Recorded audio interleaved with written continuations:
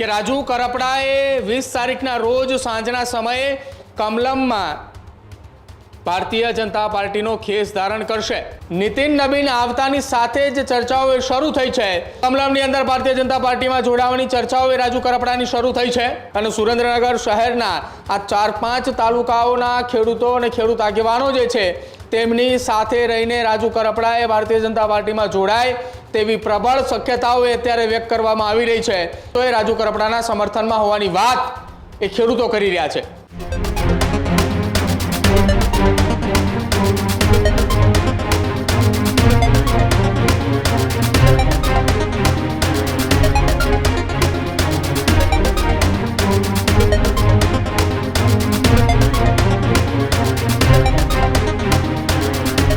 ગુજરાતની રાજનીતિને લઈને સૌથી મોટા અને મહત્વપૂર્ણ સમાચાર સામે આવી રહ્યા છે કે જ્યાં ખેડૂત આગેવાન રાજુ કરપડા ભાજપમાં જોડાઈ શકે છે તે પ્રકારના સમાચાર અત્યારે સામે આવી રહ્યા છે।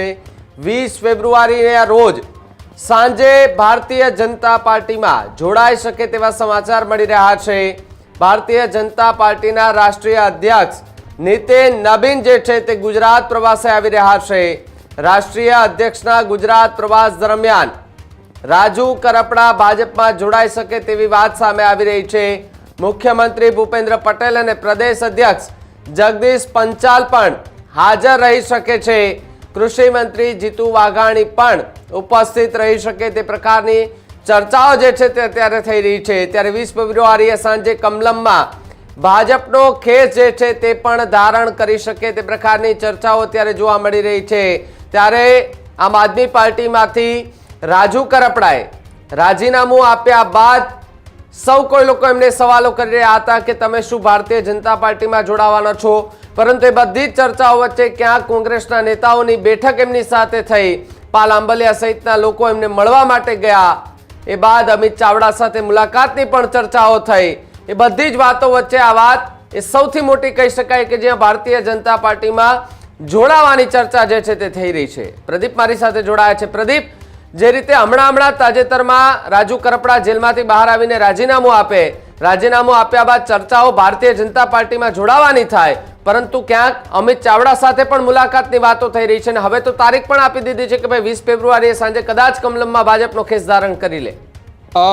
બિલકુલ ભાવિક, કોંગ્રેસના નેતાઓની સાથે મુલાકાતની ચર્ચાઓ ચાલી હતી। જોકે રાજુ કરપડાના સુરેન્દ્રનગર નિવાસસ્થાનની જે ઓફિસ છે એ ઓફિસ ખાતે કોંગ્રેસના દિગ્ગજ નેતાઓએ તેમની મુલાકાત પણ કરી ચૂક્યા છે અને કોંગ્રેસના પ્રદેશ પ્રમુખ અમિત ચાવડાની સાથે મુલાકાતની ચર્ચાઓ વહેતી થઈ હતી એ કોંગ્રેસના નેતાઓની મુલાકાત બાદ। જોકે હવે 20 ફેબ્રુઆરીના રોજ ભારતીય જનતા પાર્ટીના રાષ્ટ્રીય અધ્યક્ષ નીતિન નબીન ગુજરાતની મુલાકાતે આવી રહ્યા છે। રાષ્ટ્રીય અધ્યક્ષ બન્યા બાદ પહેલી વખત ગુજરાતની મુલાકાતે આવી રહ્યા છે અને પહેલી જ મુલાકાતની બાદ હવે ચર્ચાઓ શરૂ થઈ છે કે જ્યારે 20 ફેબ્રુઆરીએ નીતિન નબીન બપોરના 12 થી 1ના અરસાની અંદર ગુજરાત આવશે અને તમામની વચ્ચે નીતિન નબીન આવતાની સાથે જ ચર્ચાઓ શરૂ થઈ છે કે રાજુ કરપડાએ 20 તારીખના રોજ સાંજના સમયે કમલમમાં ભારતીય જનતા પાર્ટીનો ખેસ ધારણ કરશે। કમલમની અંદર ભારતીય જનતા પાર્ટીમાં જોડાવાની ચર્ચાઓ રાજુ કરપડાની શરૂ થઈ છે। ચર્ચાઓ એટલા માટે શરૂ થઈ છે કે એક તરફ નીતિન નબીને ગુજરાતની મુલાકાતે આવી રહ્યા છે અને રાજુ કરપડાને ભારતીય જનતા પાર્ટીમાં જોડાવાની વાતો વહેતી થઈ। એક વાત એવી પણ સામે આવી રહી છે કે ગુજરાતના મુખ્યમંત્રી ભૂપેન્દ્ર પટેલ, પ્રદેશ ભાજપના અધ્યક્ષ જગદીશ વિશ્વકર્મા અને સાથે જ કૃષિ મંત્રી જીતુ વાઘાણીની હાજરીની અંદર રાજુ કરપડાએ ભારતીય જનતા પાર્ટીનો ખેસ ધારણ કરે તેવી શક્યતાઓ વ્યક્ત કરવામાં આવી રહી છે। જો કે રાજુ કરપડાએ જ્યારથી આમ આદમી પાર્ટીમાંથી રાજીનામું આપ્યું છે અને રાજકોટ ખાતે પત્રકાર પરિષદ કરી ત્યારથી સુરેન્દ્રનગર જિલ્લાની અંદર ખાસ તો મૂળી, થાનગઢ, ચોટીલા, સુરેન્દ્રનગર શહેર આ પંથકોની અંદર એક બાદ એક બેઠકોનો દોર શરૂ થયો છે।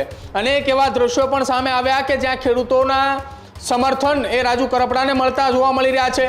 ખેડૂત આગેવાનો હોય તેઓએ પણ રાજુ કરપડાનું સમર્થન કરી રહ્યા છે કે રાજુ કરપડા કોઈ પણ રાજકીય પાર્ટીની અંદર જોડાય તેઓએ ખેડૂતો માટે લડતા આવ્યા છે, લડતા રહેશે।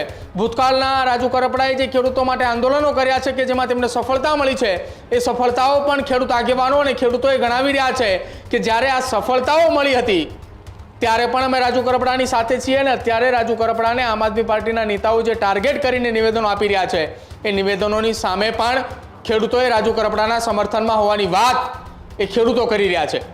જો કે હવે મહત્વપૂર્ણ ચર્ચાનો વિષય એ રહેશે કે 20 તારીખના રોજ શું ખરેખર રાજુ કરપડા એ ભારતીય જનતા પાર્ટીમાં જોડાઈ શકે છે?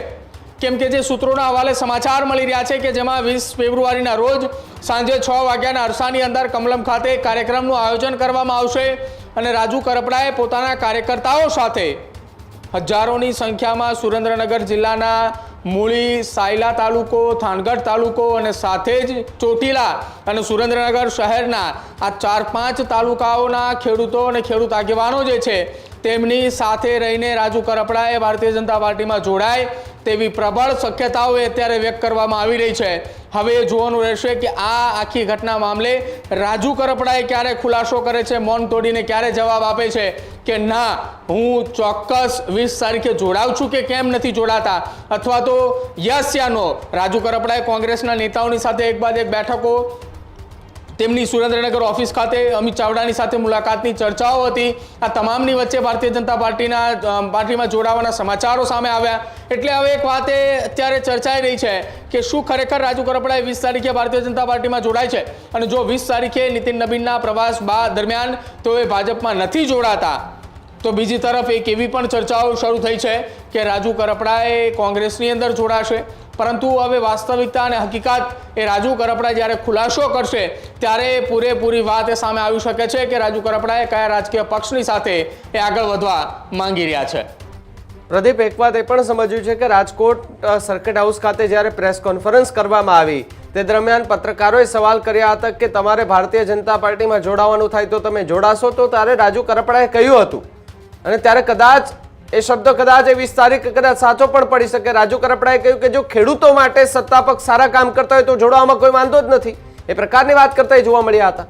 બિલકુલ ભાવિક, રાજકોટની પ્રેસ કોન્ફરન્સની અંદર રાજુ કરપડાએ નિવેદન આપ્યું હતું અને આ નિવેદન રાજુ કરપડાને આપતાની સાથે ચર્ચાઓ એટલા માટે શરૂ થઈ છે આજે કે પત્રકાર પરિષદની અંદર તેમણે નિવેદન આપ્યું. આમ આદમી પાર્ટીના દિગ્ગજ નેતાઓ જે રહ્યા તે પણ કહી રહ્યા છે કે રાજુ કરપડાએ ભારતીય જનતા પાર્ટીમાં જોડાવાના છે. આ એ તમામ વાતો એ સંકેત આપી રહ્યા છે કે 20 ફેબ્રુઆરીએ રાજુ કરપડાએ કદાચિત ભાજપમાં જોડાઈ શકે છે. પરંતુ રાજુ કરપડાએ એક શરત પણ મૂકી હતી કે ખેડૂતો માટે જો સરકારે કામો કરે, સરકારે ખેડૂતો માટે વિચારે તો તેઓ એ ભારતીય જનતા પાર્ટીમાં જોડાશે. આ પ્રકારની વાત કરી છે.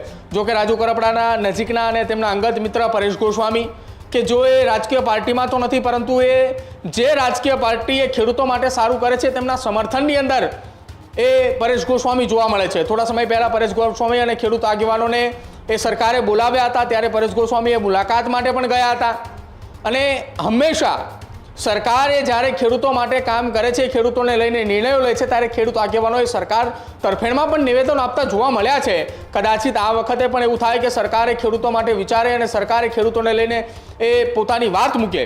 જો કે ગુજરાતની અંદર અતિવૃષ્ટિ જ્યારે સર્જાઈ હતી, સમગ્ર ગુજરાતની અંદર વરસાદી માહોલ હતો, એ દરમિયાન રાજ્ય સરકારે 10,000 કરોડનું સહાય પેકેજની જાહેરાત કરી હતી, જેમાં ગુજરાતના મોટા ભાગના એ તમામ ખેડૂતોને આવરી લેવામાં આવ્યા હતા.